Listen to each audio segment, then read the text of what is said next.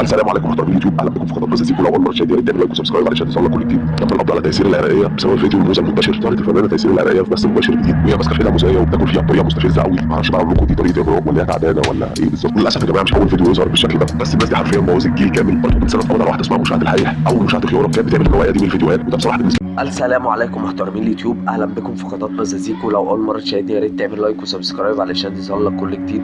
تم القبض على تيسير العراقيه بسبب فيديو الموزه المنتشر. ظهرت الفنانه تيسير العراقيه في بث مباشر جديد وهي ماسكه في ايدها موزايه وبتاكل فيها بطريقه مستفزه قوي. معرفش بقى اقول لكم دي طريقه اغراء ولا هي تعبانه ولا ايه بالظبط. وللاسف يا جماعه مش اول فيديو يظهر بالشكل ده، بس الناس دي حرفيا بوظت جيل كامل. برضو من سنه اتقبض على واحده اسمها مشاهد الحقيح او مشاهد خياره كانت بتعمل النوعيه دي من الفيديوهات، وده بصراحه بالنسبه لي وبالنسبه لناس كتير اوسخ محتوى موجود على السوشيال ميديا. بس انا بصراحه اوسخ واحده شفتها بتقدم المحتوى ده مشاهد خياره. فيديوهات بعناوين ازاي تجربي خطيب بنتك، وفيديوهات اخر قله ادب وسفاله. وبصراحه يوم ما اتحبست فرحت فيها قوي. اوقف الشباب في الشارع واقول لهم يحضنوني واديهم فلوس.